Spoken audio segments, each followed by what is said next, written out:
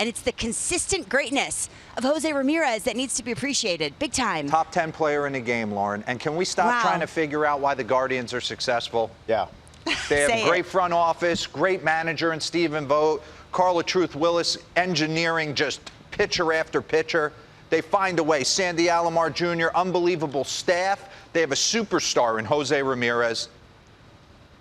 A nasty bullpen. They get Clase cleaned up. But it was a nice win last night. It got a little hairy at the end, but I want to dive in and show people he changes the game.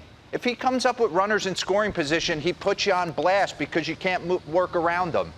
One bad breaking ball from Clark Schmidt that caught a little too much plate, and it was 3-0, and the air came out of the building for the Yankees. So let's dive in real quick. I want to give José Ramírez some love.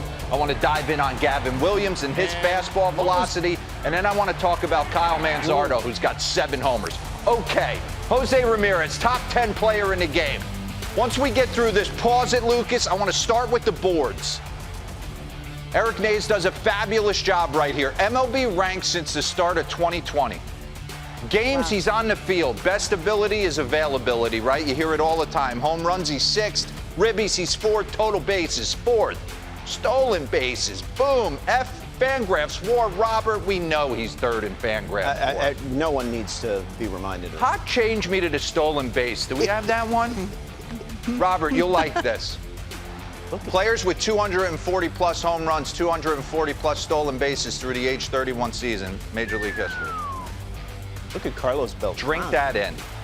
Impacting the game all levels. And when I was out doing 30-15 with Brian Kenny, we were talking to Stephen Kwan about the José Ramírez effect. Take a listen. Yeah, so I mean, it was the José Ramírez effect with the kind of getting the ball in the air. He does such a good job of getting his pitches, pulling in the air, keep everything tight. That's kind of what I was thinking, because we have kind of the similar stature. Probably a little stronger than I am, but I mean, he puts up consistent power numbers all the time. This is not a big man. Pause this real quick for me. We talk about the Jose Altuve, Stephen Kwan. If you got the right swing, you hunt the right pitch, and you catch it out front with some bat speed, you can generate some serious pop. Take you back to April 4th, 3-homer game in Anaheim. Run this. What I want you to focus on as well is when we show these front angles, watch how close he is to the dish. He has made a concerted effort that I am going to get all over the plate. Pause. Wow. Look at where his back foot is. He is making middle away middle to him, and he is going to try and pull everything in the air. And it's working. Run it. And it's worked for an extended period of time. Look at that. Okay? Bring up the board on how close he stands to the plate. I'm always intrigued by seeing who's all over the dish, who stands the furthest away from it. Ozzie Albies from the right side is all over the plate. Cody Bellinger's on top of the plate. Justin Turner, Jung-Hoo Lee out in San Francisco. José Ramírez. I was the complete opposite of that. I was a diver. I wanted to work the ball up the middle the other way. Pulling the ball was very difficult for me. Some of these guys, you saw Anthony Rizzo make the change. Some of these guys get all over the dish, and they almost dare you to come in, because that's where they want it. And he's hooking everything pull side for power. Let's take a look at the homer last night. Clark Schmidt, little high cutter that he's all over, and then he tries to spin this down. Ooh. And it almost gets there, but you see José Ramírez catch this thing out front, and it is destroyed. And what I love about him, we're going to get a side angle. Pause. Click it back to right there. I love how he's able to start clearing his hip. When he gets his foot down, this is already starting to go. But if you pay attention, the front shoulder's not going with it. So it's not this rotational swing. He is still fixated on big part of the field with his upper half, staying square to the ball, but clearing his hips so he can present this way. Catch it out front, and it's a homer. Run it. Boom. And he knows he's got it. The one on the left is off a fastball. The one on the right is off the off speed. I just want you to watch him sink into his legs on the off speed. Run this. Pause. heater going to get it, and you can almost see him. Slow click this, you'll almost see him. He's not going to go down with his upper half. He's almost going to sink his legs down to the homer last night. Look at the bowing of the bat on the left. I know the whole league knows he's a top 10 player, and everyone always says, oh, he's the most underrated. He's not underrated. This is a stud. He's a superstar player. Run it. And he impacts the game on all levels. The stolen bases, the leadership, the pop, the bombs. He just puts this entire team at ease. Oh, by the way, I want to get into Gavin Williams, because when he's right, he's kind of different than what the Guardians have ever done, right? They engineer hitters. Nays was throwing this down my throat back in edit. Pause this. Carl Willis, the way they draft. Shane Bieber's 4th round. Tanner Bybee's 5th round. And then they kind of bump your stuff up. This was a 1st-round monster coming out of East Carolina. And then what do? We'll teach you how to pitch, because we can't teach some of the things you already do unbelievably. Run this. I want to show you extension, kind of short arms it, pause it. Bring up the first board. Starting pitchers to rank in the 85th percentile. Oh, we're going heater first. Highest average perceived velocity. Okay, you got Hunter Green, Skeens, Gavin Williams. Presents 97, looks 98. Give me with the Jack Leiter board. I thought this was interesting. Starting pitcher to rank 85th percentile or higher. Fastball, velo, and extension. Jack Leiter's due for some big-time stuff.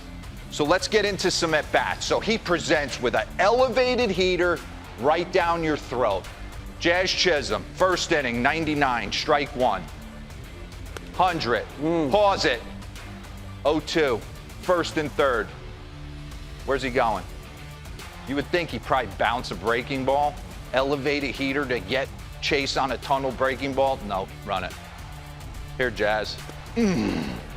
There's 3 in a row. 98, 100, 99. This is my heater. I don't think he can get to it. And he's got the wipeout breaking ball to start off the Martian. 97 black away. What are you sitting, 0-2? You're not sitting 98 middle cut. And that's exactly what he gets. My man Pablo Reyes playing right field for the Yanks. 98 black away. 98 top of the zone. Where's the breaking stuff?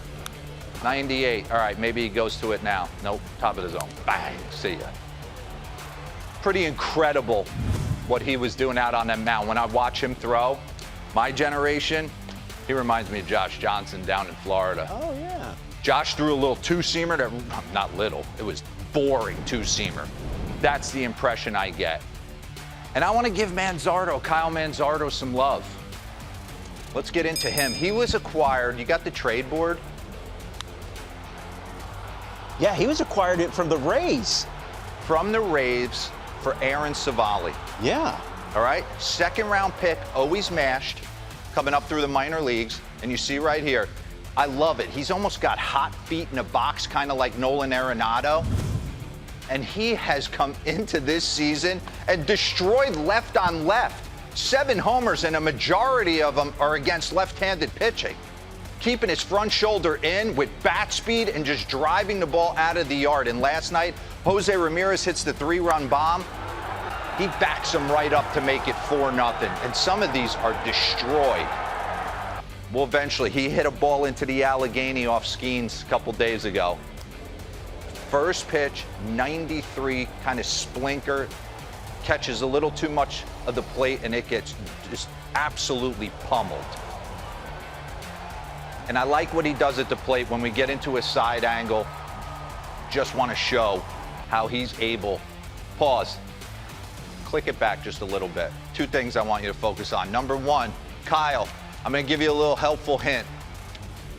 You can't go to the plate with a baseball mark right above your hands. You got to take rubbing alcohol, a rag, and we got to get that off. You can't show the pitcher that you can get jam sandwiched, right? So that's got to come off. I used to doctor my bats all the time. All right, and I want you to focus on the back shoulder. I'm really intrigued by this, and I'm going to bring up some Mookie sound in a second. Just watch how he dumps his scap. He doesn't lose his barrel, but there's an effort to go this way. driving that back elbow. See it right there? Oh, yeah. To put the bat on plane. You don't want to be steep. You want to create that bat angle to get it on plane. Do we have the Mookie sound? Mookie was on TikTok talking about this in the offseason. Take a listen. So if I'm low. Load up, because sometimes you load like this. Load here, back, back, back. Instead of here, back.